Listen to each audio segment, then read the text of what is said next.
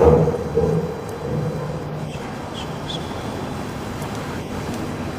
اللہ الرحمن الرحیم۔ شروع اللہ کے نام سے جو بڑا مہربان اور نہایت رحم کرنے والا ہے۔ تمام احباب درود پاک پڑھیے۔ اللہم صلی علی محمد وعلی آل محمد کما صلیت علی ابراہیم وعلی آل ابراہیم انک حمید مجید۔ اللہم بارک علی محمد وعلی آل محمد کما بارکت علی ابراہیم وعلی آل ابراہیم انک حمید مجید۔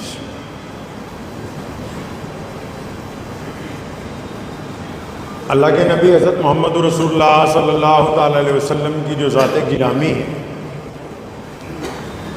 آپ علیہ الصلوۃ والسلام نے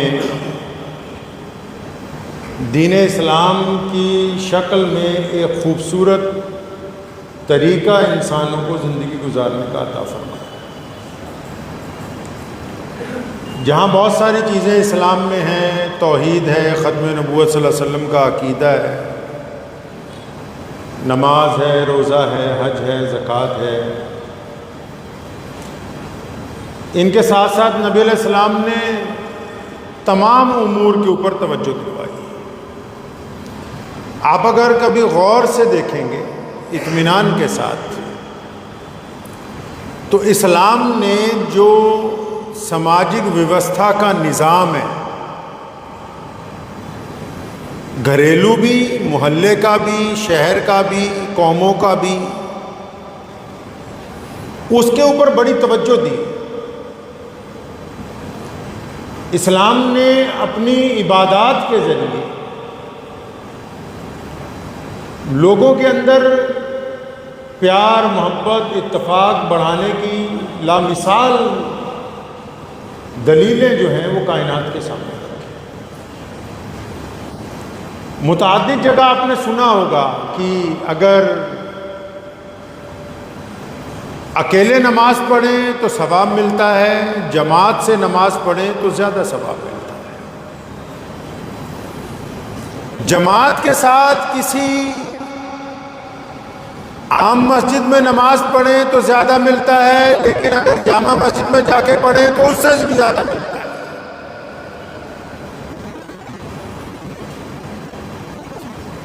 اور پھر جب عید کا دن آئے تو اگر عیدگاہ میں جا کے نماز پڑھیں تو ثواب کی مقدار اور بڑھ جاتی ہے۔ اب اس میں حضرت محمد رسول اللہ صلی اللہ علیہ وسلم انسانوں کو یہ سمجھانا چاہ رہے ہیں، یہ بات واضح طور پر بتا رہے ہیں قوم کو کہ تنہا رہنے سے جڑ کے رہنا زیادہ فائدہ ہے۔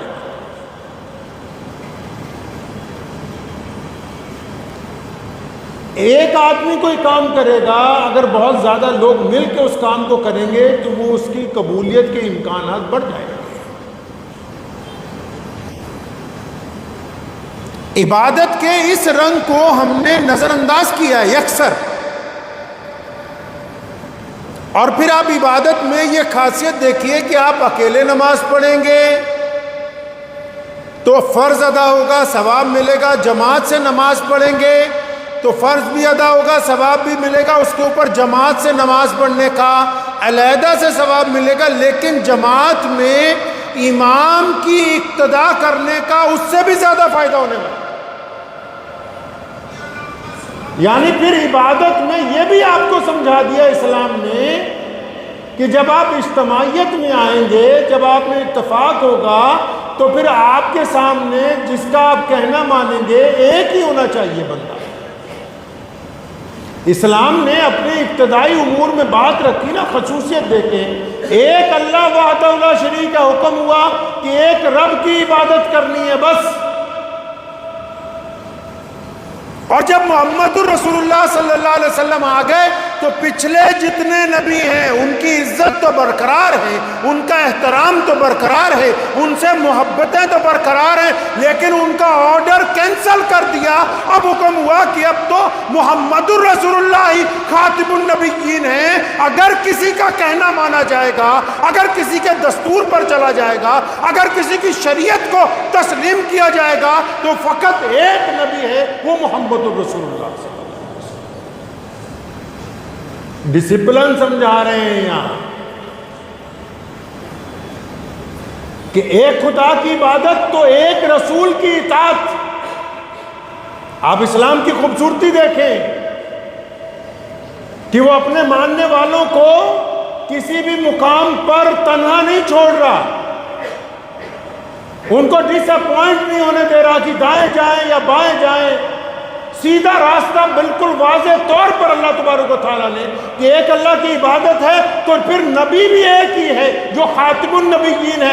اب جب نبی ایک ہے تو قبلہ بھی ایک ہے۔ حکم ہوا کہ ساری کائنات کے مسلمان خانہ کعبہ مکہ کی طرف منہ کر کے نماز پڑھیں گے۔ اب جب قبلہ ایک ہے تو پھر کتاب بھی ایک ہی ہے۔ حکم ہوا کہ کائنات کے تمام مسلمان صرف اللہ کی ایک کتاب قرآن مجید کی اطاعت کریں گے تاکہ کوئی بندہ ان کو بھٹکا نہ سکے، ان کو پتا ہو کہ سیدھا راستہ ہے کون سا۔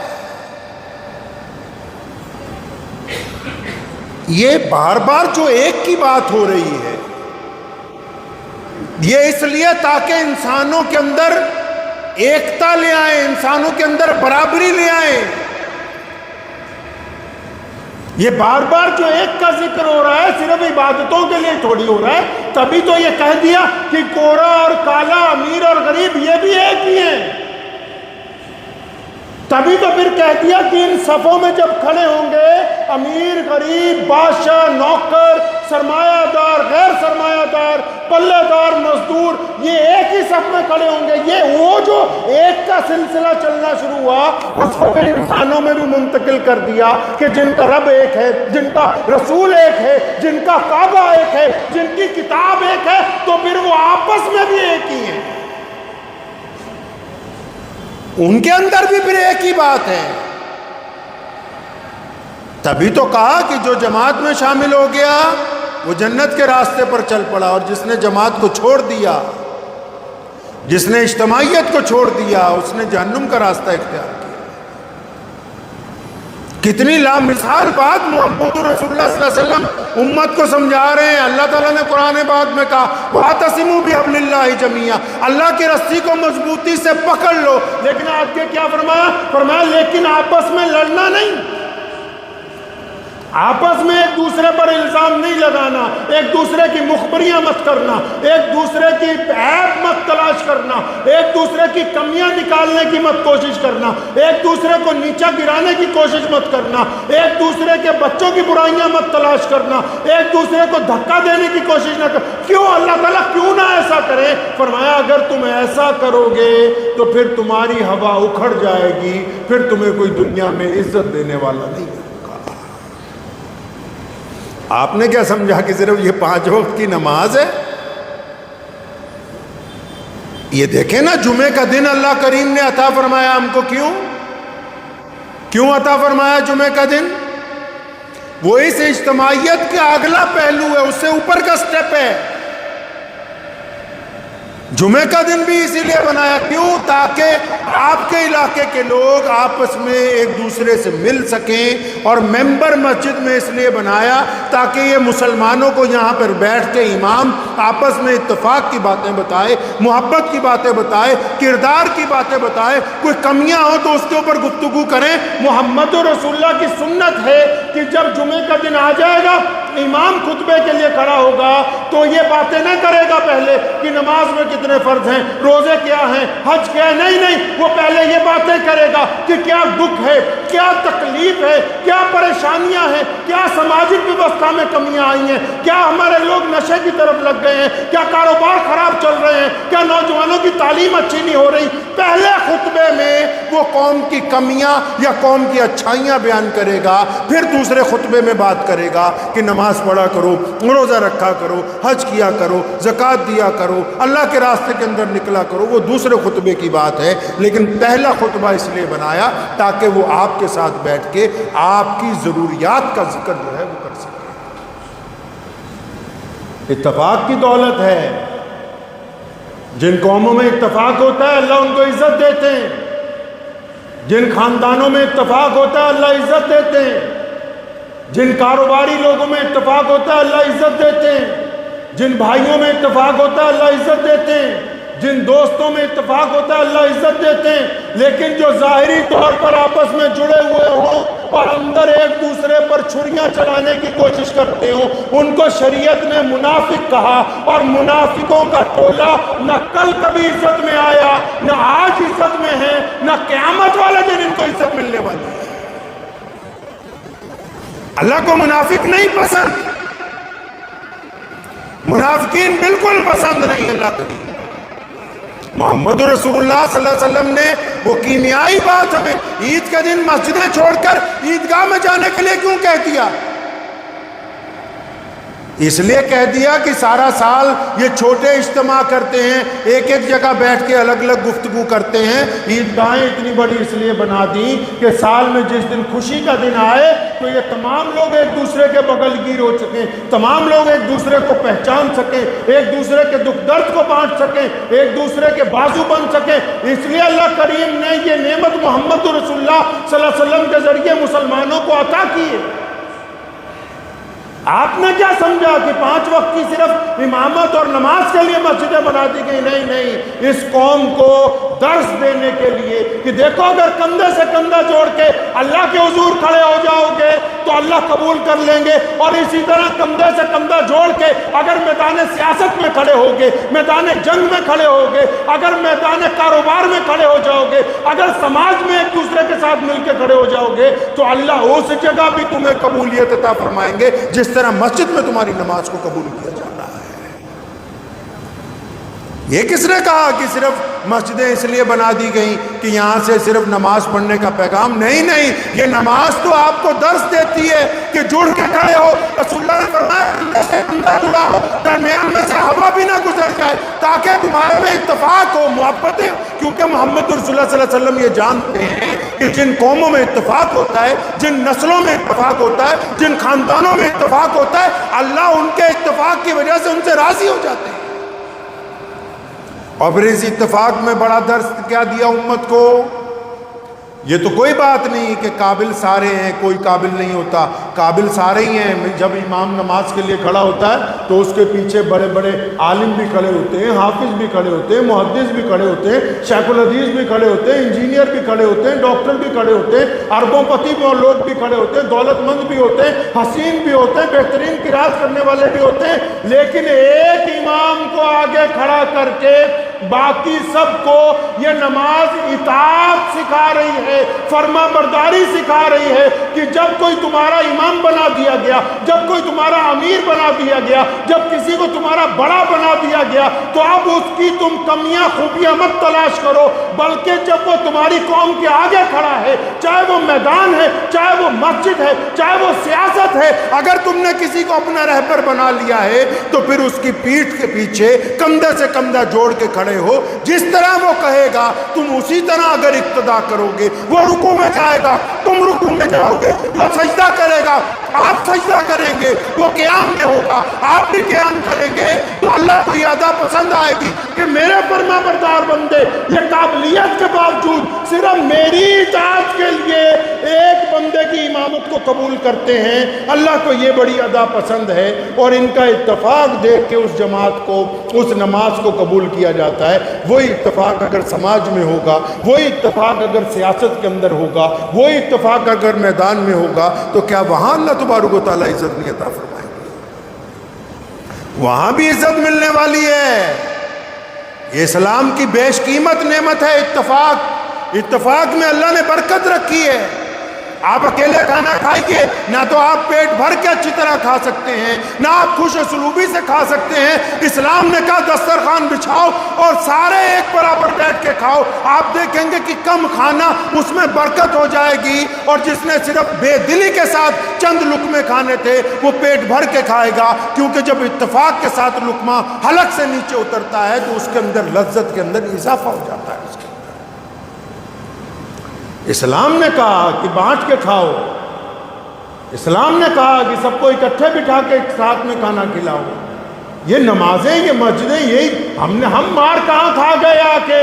ہم نے تو کہا کہ مسجد بس بہترین استنجے خانے ہوں اور استنجا کریں، وضو کریں اور وہاں جا کے کھڑے ہو جائیں۔ مولوی صاحب اگر دیر سے آئے تو ان کی بے عزتی کر دو، مؤذن اگر نہیں ہے تو اس کی بے عزتی کر دو، اس کے بعد آرام سے اپنی 4 رکعت پڑھو، 4 رکعت پڑھنے کے بعد سلام پھیرو، ادھر جا ادھر جا۔ بس ہمیں تو پتہ ہی نہیں کہ نماز ہم سے چاہتی کیا ہے۔ نماز نے درس عبادت کے ساتھ جو اتفاق کا درس دیا، جو محبت کا درس دیا، جو ایک دوسرے کا ساتھ دینے کا درس دیا، جو خلوص کا درس دیا، جو دوسروں کو بانٹنے کا درس دیا، وہ تو غائب، وہ تو اڑا دیا بیچ میں سے، ختم ہو گیا وہ معاملہ۔ اللہ تعالیٰ کا وعدہ ہے کہ اگر اتفاق سے رہو گے تو عزت تمہارے لیے ہے، دنیا میں بھی عزت ہے، آخرت کے اندر بھی عزت ہے۔ اب اتفاق کی سب سے بڑا دشمن کون ہے؟ اتفاق کا سب سے بڑا دشمن ایک بندہ حسد کرنے والا اور ایک بندہ غیبت کرنے والا۔ کہاں جا کے قومیں برباد ہوتی ہیں، خاندان کہاں برباد ہوتے ہیں، کاروباری ادارے کیوں برباد ہوتے ہیں؟ یہ بڑی بڑی ملٹی نیشنل کمپنیز کو آپ دیکھیں وہ کس طرح نظام کو چلا رہی ہیں۔ آپ نے سنا ہوگا آپ کے جو بچے وہاں کام کرتے ہیں کہ آج جی میٹنگ ہے، کس بات کی میٹنگ ہے؟ کہ آج فلاں جگہ فلاں بڑے ہوٹل میں میٹنگ رکھی ہے، کس بات کی میٹنگ رکھتے ہیں؟ وہ اس بات کی میٹنگیں کرتے ہیں کہ جتنے امپلائیز ہیں ہمارے پاس، یہ آپس میں ایک دوسرے سے جڑ کے کیسے کام کر سکتے ہیں، ان کا آپس میں کمیونیکیشن کیسے اچھا ہوگا، ان کی کنیکٹیویٹی کیسے بڑھے گی۔ کیونکہ کمپنیوں کو بھی یہ بات پتہ ہے کہ اگر گروپ بنا کے مینجمنٹ کام کرے گی تو تیزی کے ساتھ کمپنی آگے جائے گی۔ اگر وہ انفرادی طور پر کوئی بندہ کام کرے گا تو وہ گروپ کے مطابق ارننگ نہیں کر سکتا، کمپنی کی بات کو، کمپنی کے پروڈکٹ کو وہاں تک نہیں پہنچا سکتا جہاں تک پہنچنا چاہیے۔ محمد رسول اللہ صلی اللہ علیہ وسلم نے یہ فلسفہ 1450 سال پہلے انسانوں کو عطا فرمایا۔ یہ کائنات میں جو اسلام سب سے بڑا مذہب بنا، سب سے بڑا دین بنا، وہ اتفاق کی برکت سے ہی تو بنا۔ سیدنا خالد بن ولید رضی اللہ عنہ، دل کے نقطہ پہ لکھ لیجئے تختی پہ، وہ لوگ جو حسد کرتے ہیں، وہ لوگ جو غیبتیں کرتے ہیں، وہ لوگ جو ایک دوسرے کو شیعہ سنی میں، انصاری قریشی میں، پٹھان میں، ایک دوسرے کو بریلوی دیوبندی میں بانٹنا چاہتے ہیں، سنو، جن کو اپنی کرسیاں پیاری ہیں، جن کو اپنی پگڑیاں ہی اچھی لگتی ہیں، جن کو صرف اپنی میں پسند ہے، کان کھول کے سنو اور تعریف اٹھاؤ مسلمانوں کی۔ سیدنا عمر بن خطاب رضی اللہ تعالیٰ عنہ،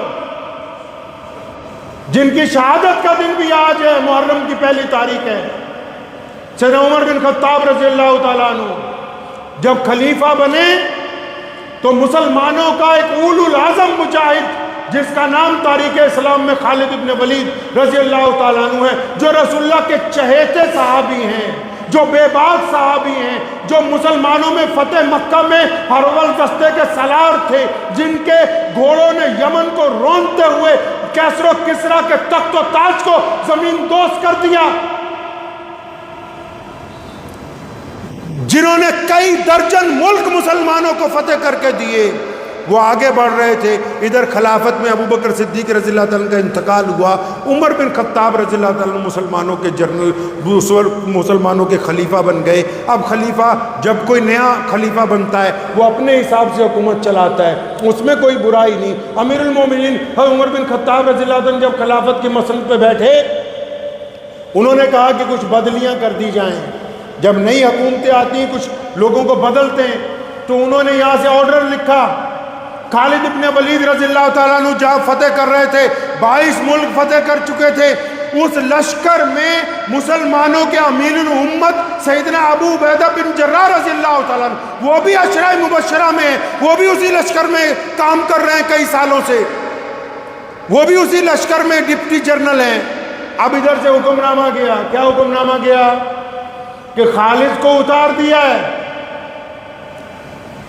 اگر آج کہیں کسی قوم کی ضرورت کے مطابق کہہ دینا کہ فلاں لوگ اپنی مسند چھوڑ دو، فلاں تم سے قابل ہے، وہی بیٹھ کے چلا لے گا، تو بولیں گے نہیں نہیں، ہم الگ جماعت بنا لیں گے، ہم مدرسوں کے ٹکڑے کر دیں گے، ہم جماعتوں کے ٹکڑے کر دیں گے، ہم اتفاق کے ٹکڑے کر دیں گے، لیکن اپنی آنا نہیں گرنے دیں گے۔ ان کو اسلام تھوڑی پیارا ہے۔ جب جب قوم نے کسی کو کہا کہ ہٹ جاؤ اس مسند سے، کسی قابل کو بٹھانا ہے، تو قوم کے ان چہیتوں نے، جنہیں آپ نے اپنا پیر بنایا، آپ نے اپنا سرپرست بنایا، جن کی قسمت میں آپ نے اپنی رسی دے رکھی، جن کے ہاتھ میں اپنی قسمت کی، انہوں نے کبھی یہ نہیں چاہا کہ ہاں بہتر بندہ آگے آ جائے، نہیں نہیں، انہوں نے ہمیشہ ٹکڑے کیے، مسلمانوں کے ٹکڑے۔ یہاں آؤ، خالد بن ولید رضی اللہ تعالیٰ عنہ کیا کیا؟ خالد بن ولید کے نام آرڈر پہنچا خلافت کا۔ کس کا آرڈر؟ امیر المومنین عمر بن خطاب کا۔ آرڈر میں کیا لکھا ہے؟ کہ خالد کو معزول کر دیا، خالد رضی اللہ تعالیٰ عنہ کو عہدے سے ہٹایا جا رہا ہے، اور آج سے ابو عبیدہ بن جراح رضی اللہ تعالیٰ عنہ کمانڈر ان چیف ہوں گے مسلمانوں کے۔ آرڈر پہنچا، فوج میں چہمگوئیاں ہونے لگی۔ سیدنا ابو عبیدہ بن جراح رضی اللہ عنہ خود حیران ہے کہ اچانک یہ کیسا حکم آیا، خالد تو بڑا خوبصورت جوان ہے، اور یہ تو بڑا بہادر ہے، نبی علیہ السلام نے اس کو سیف اللہ کا لقب دیا، اس کو اللہ کی تلوار کہا، یہ اچانک عمر فاروق کی طرف سے جب آرڈر آیا، آرڈر ماننا تو سب کے حکم، سب کی ذمہ داری بنتی ہے، فوراً اس کی تعمیل کر دی گئی۔ خالد رضی اللہ تعالیٰ کی جگہ حضرت ابو عبیدہ بن جراح کو جب جنرل بنایا، اسی رات مسلمانوں کی ایک ٹکڑی پر اس علاقے کے مشرکین نے حملہ کر دیا۔ مخبروں نے آ کے ابو عبیدہ بن جراح کو اطلاع دی کہ حضرت وہ فلاں ہماری جو فوجی ٹکڑی تھی، اس کو دشمن نے اتنی بری طرح گھیرا ہے کہ وہ اب بچنے والے نہیں ہیں، اگر کوئی ان کو بچا سکتا ہے تو بس خالد بن ولید ہے، جس کو اس علاقے کا فن پتہ ہے۔ اب ابو عبیدہ بن جراح کہتے ہیں میں بڑا حیران ہوں کہ کس منہ سے جاؤں، اسے رات تو اتارے ہوتے سے، لیکن وہ چلے۔ جب وہ حضرت خالد بن ولید کے خیمے پہ پہنچے، اندر گئے تو دیکھا خیمے میں تو خالد بن ولید ہے نہیں، تو اچانک ادھر ادھر پوچھا کہاں ہے؟ فرمایا وہ تو رات سے محاذ پہ گئے ہوئے۔ باہر نکلے تو دیکھا خالد بن ولید رضی اللہ عنہ واپس آ رہے ہیں، گھوڑے سے اترے۔ جی اپنے امیر کو پوچھا کہ حضرت کیا حکم ہے؟ فرمایا وہ جو اپنی ٹکڑی پھنس گئی تھی، میں چاہتا تھا کہ تم اسے نکال کے لاؤ، لیکن میں اس لیے نہیں کہا کہ تم غم میں ہیں کہ رات کو تجھے وہ عہدے سے اتارا ہے۔ فرمایا حضرت مجھے بھی رات مخبروں نے اطلاع دے دی، میں آپ سے پہلے موقع پہ پہنچ گیا، اور خدا کی قسم ان سب کو زندہ سلامت واپس لے کے آیا ہوں۔ اور خالد بن ولید رضی اللہ تعالیٰ عنہ نے ایک بڑی خوبصورت بات کہی تھی، فرمایا اے ابو عبیدہ بن جراح، آپ میرے امیر ہیں، آپ تو عشرہ مبشرہ میں سے ہیں، آپ رسول اللہ کے لاڈلے صحابی ہیں، آپ ہمارے بڑے ہیں، خدا کی قسم اگر عمر بن خطاب ایک بچے کو بھی ابن ولید کے اوپر لگا دیتا تو میں اس کی بھی اطاعت کرتا، کیونکہ خطاب کا بیٹا اسلام کے لیے میدان میں آیا، عمر بن خطاب کے لیے میدان میں آیا۔ اپنے اندر یہ جذبہ پیدا کیجئے اتفاق کا۔ کس کا بھائی؟ اتفاق کا جذبہ۔ اگر آپ میں اتفاق نہیں ہے تو آپ کچھ نہیں کر سکتے۔ نا اتفاقی ناسور ہے، دو ہی لوگ کرتے ہیں، جن کو اللہ کی تقسیم پر، جن کو اللہ کی تقسیم پر نعوذ باللہ شک ہے، دو لوگ نا اتفاقی کرتے ہیں، حسد کرتے ہیں۔ کون؟ اللہ نے سب کو بنایا ہے نا، کون بڑا ہے کون چھوٹا ہے۔ جن کو حسد ہو جاتی ہے اور جو چگلیاں کرتے ہیں، وہ اللہ کی تقسیم پر ناراضگی کا اظہار کرتے ہیں کہ جی میں یہاں پر ہونا چاہیے تھا، وہ دوسرا بندہ نہیں ہونا چاہیے۔ نا اتفاقی نکالیے قوم میں سے، گھر میں سے، معاشرے میں سے، اور اگر کوئی ناسور ہیں تو ان سے قطع تعلق کر کے باقی جو اجتماعیت قائم ہو سکتی ہے، تعلق قائم کر سکتے ہیں، اس کو آگے بڑھائیں۔ یہ ابھی آپ نے دیکھا پچھلے ہفتے جو بہت بڑا محاصرہ، بہت بڑی جنگ ہوئی ہے بر صغیر کے ساتھ کھاڑی میں، آپ نے دیکھا کہ وہ لوگ جو کہتے تھے ہم ناقابل تسخیر، ابھی ہمارا تو کچھ ہو ہی نہیں سکتا، تو انہوں نے اس جنگ میں اہل ایمان کے آگے گھٹنے ٹیک دی۔ ایک بوڑھے شیر کیوں؟ یہ پتہ کیوں؟ ٹیکنالوجی نہیں ہے اس میں، آپ پردے کے پیچھے نہیں دیکھتے۔ رواج تھا پورے عرب میں کہ جب کبھی جنگ ہوتی تھی تو اس ملک کی جنتا بغاوت کر دیتی تھی اپنے حکمرانوں کے خلاف، اپنے حکمرانوں کو مار دیتے تھے اور دشمن جیت جاتا تھا۔ اس بار بھی دشمن چاہتا تھا کہ جب جنگ ہوگی تو ملک کے اندر جو سنی ہیں، جو کرد ہیں، وہ بغاوت کریں گے اور ہم اس ملک کے اندر حکومت کا تختہ پلٹ کر دیں گے اور ہم اس طرح جیت جائیں گے۔ لیکن وہاں کے مسلمانوں نے، چاہے وہ شیعہ ہیں، چاہے وہ سنی ہیں، چاہے وہ کرد ہیں، ان کے اتفاق نے دنیا کی سپر پاور کے گھٹنے ٹکا دیے۔ اگر اتفاق ان کے پاس نہیں ہوتا تو یہ جنگ جیت نہیں سکتے تھے۔ یہ تشریر کا پچھلا رخ ہے، پڑھ لیجئے گا اگر آپ کو کبھی فرصت ملے تو۔ بیانات بھی پڑھ لیجئے گا بڑے بڑے لیڈروں کے، انہوں نے کہا جنگ کے دوران کہ ہم تختہ پلٹ دیں گے وہاں۔ کن کے بل پر کہا؟ قوموں کے بل پر کہا نا، مسلک کے بل پر کہا۔ لیکن جب تمام مسلک والے محمد رسول اللہ صلی اللہ علیہ وسلم کے نام پر اکٹھے ہو گئے تو اللہ نے ان کو عزتوں سے نواز دیا۔ تو اس بات کو ذہن نشین کر لیجئے کہ اگر آپ معاشرے میں عزت چاہتے ہیں، آپ سماجی ویوستھا میں عزت چاہتے ہیں، آپ اپنے گھر میں آپس میں عزت چاہتے ہیں، آپ اگر سیاست میں عزت چاہتے ہیں تو آپ کو اتفاق کرنا سیکھنا ہوگا، ضبط کرنا سیکھنا ہوگا، برداشت کرنی سیکھنی ہوگی، اپنے امیر کی اطاعت کرنی سیکھنی ہوگی۔ اگر آپ اطاعت نہیں کر سکتے، آپس میں اتفاق نہیں کر سکتے تو پھر کوئی بھی قوم جو ہے وہ کامیاب نہیں ہو سکتی۔ دعا کیجیے اللہ کریم مجھے بھی اور آپ سب کو ان باتوں پر عمل کی توفیق عطا فرمائے۔ وآخر دعوانا ان الحمدللہ۔